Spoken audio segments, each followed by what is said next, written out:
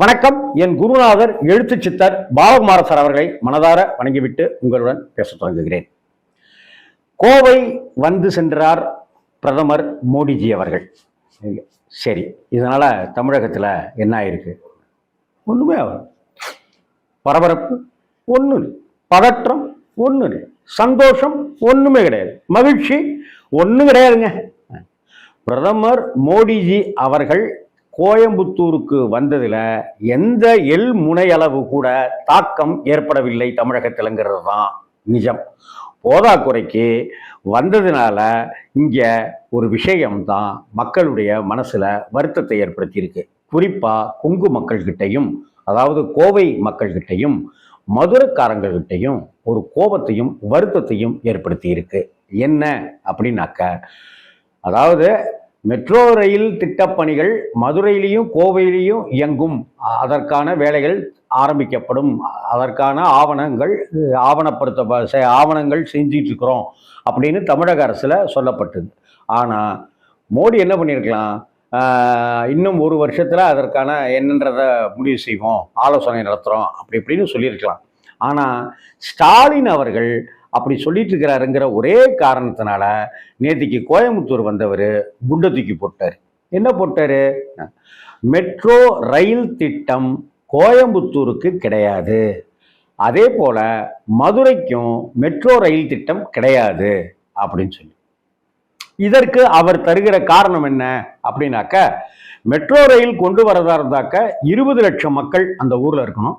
ஆனால் 20 லட்சம் மக்கள் கோயம்புத்தூர்ல இல்லை, அதனால மெட்ரோ ரயில் கோயம்புத்தூருக்கு கிடையாது அப்படின்ட்டாரு மோடி. அதே போல மோடிஜி அவர்கள் என்ன சொல்றாரு, மதுரையில 20 லட்சம் மக்கள் இல்லை அதனால அப்படின்னு சொல்றாரு. ஆனா இந்தியாவில் பாஜக ஆளுகின்ற பல மாநிலங்கள்ல 20 லட்சம் மக்கள் இல்லாத ஊர்களிலும் கூட மெட்ரோ ரயிலுக்கான வேலைகள் நடந்து கொண்டிருக்கின்றன, மெட்ரோ ரயில் இயங்கி கொண்டிருக்கின்றன. ஆனால் தமிழகத்தை தொடர்ந்து வஞ்சித்து கொண்டே இருக்கிற ஒன்றிய அரசாங்கம் மெட்ரோ ரயில் விஷயத்திலையும் அப்படித்தான் நடந்துக்குது.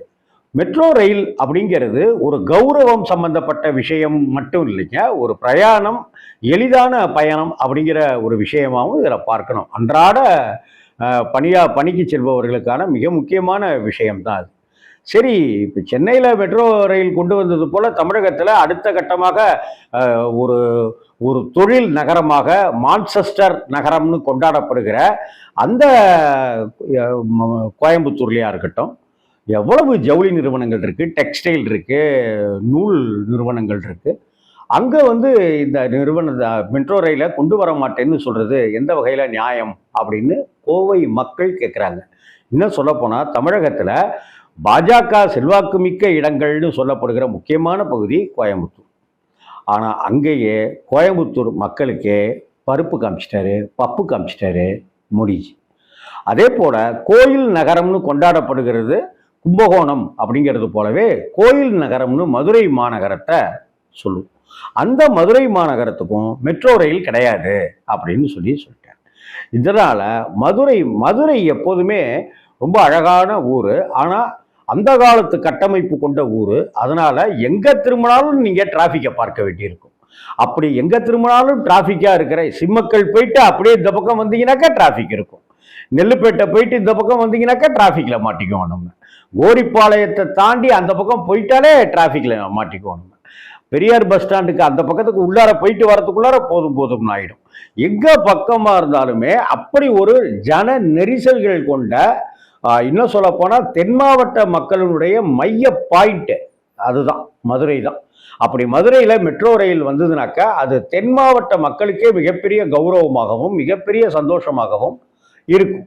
ஆனால் ஏனோ தெரியவில்லை, மோடிஜி ஸ்டாலினை காயப்படுத்துகிற பேர் வழின்னு தமிழக மக்களை தொடர்ந்து வழக்கம் போல காயப்படுத்திட்டே இருக்காரு.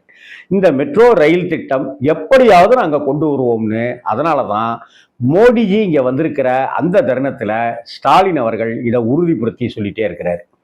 ஏற்கனவே SIR அப்படிங்கிற அந்த சட்ட விரைவு சீர்திருத்தம் அப்படிங்கிற விஷயத்தில் ஏகப்பட்ட குளறுபடிகள் நடந்துட்டு இருக்கு. கேரளாவில் இந்த மன உளைச்சல் காரணமாக ஒருத்தர் ஒரு அதிகாரி தற்கொலையே செய்து கொண்டார்.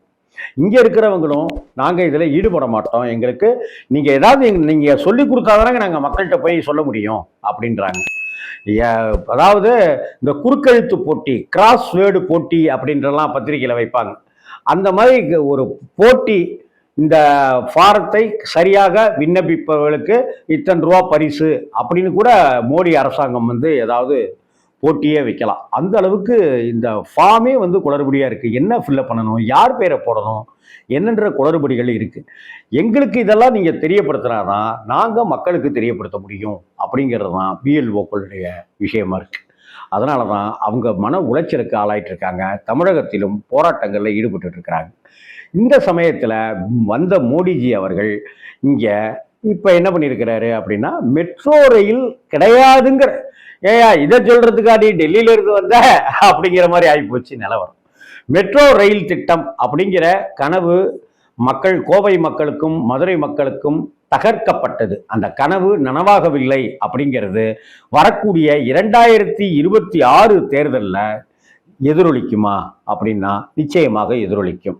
அது பாஜகவை மட்டுமல்ல, பாஜகவுடன் கூட்டணி வைத்துக் கொண்டிருக்கிற அதிமுகவையும் இது பாதிக்கும் அப்படின்னு தான் சமூக ஆர்வலர்களும் மதுரை கோவை மாநகரத்து மக்களும் சொல்லுகிற விஷயமாக நான் பார்க்கிறேன். வணக்கம்.